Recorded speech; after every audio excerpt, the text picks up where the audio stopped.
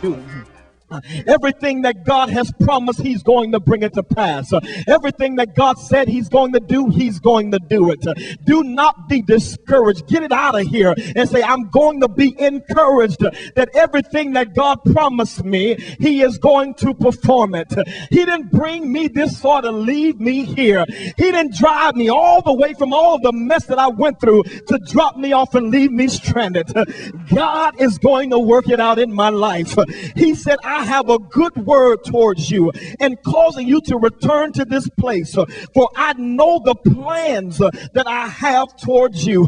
God said, I already worked this out. We're stressing out about things that we're going through, Pastor Chuck, but God already got it worked out. We're losing our mind, Brother Ray, over things. God already got it worked out. We're about to go off and lose our mind and lose our sanity and our witness and our peace, and God already got it worked out. I'm about to whoop this child because he's driving me crazy. God already got it worked out. Please understand that God has a plan for your life. And if I was a motivational speaker, I would tell you something like this. Be encouraged because the best is yet to come. You ain't seen nothing yet. God is about ready to do some things in our lives that we hadn't seen yet. God is about to transform families and restore and revive relationships. God is about to draw people back to him, not for a Cadillac or a Bentley, but God is about to draw people back to him that's going to fall in love with him and say, God, I'm here because I want to serve you with my whole heart. I believe that God is about to revolutionize our young people and about to cause them to come to the altar and begin to put down marijuana and put down bandanas and gang affiliation and begin to say, God, here am I. I'm 16, 17, and 15 years old, but I submit myself to you and I yield my life. I believe that God is about to bring about a great transformation in the world. I know we're in the midst of a war right now and perhaps about to enter into another war. But even though I am encouraged by this, because it is a reminder to me that even though all hell may break loose in my life, I have a God that's fighting for me. When I cannot fight for myself, Sister Ann, God will fight for me. Well, how in the world did you walk around with your blood count at 4 when it should have been at 12? Some would say that you should have been dead because God has a plan. That's why you were still moving, and that's why you were still going, and that's why you were still singing and praising, because God has a plan for you. God said, I ain't done with you yet. I still got some songs in you. I still got some message in you. I still got some power in you. I still got some blessings in you. I'm not done yet. I've just begun. And that's why, Danica, you can sit here today, 19 years old, having gone to 2 heart transplants and say, why am I still here? Because God has a plan for your life.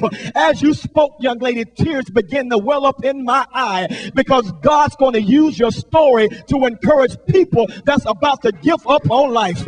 I feel like having church in here. Y'all going to have to excuse me.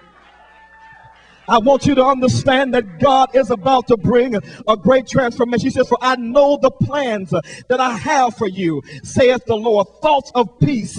And he says, and not of evil, to give you an expected end, to give you a future of hope.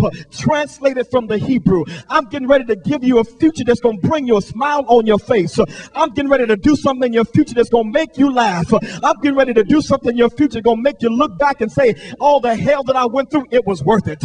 God is about to give you a future that's going to make you look at your husband and look at your wife and say, ain't you glad we stayed together? I'm trying to tell you right now, God is about to do something that you ain't seen yet.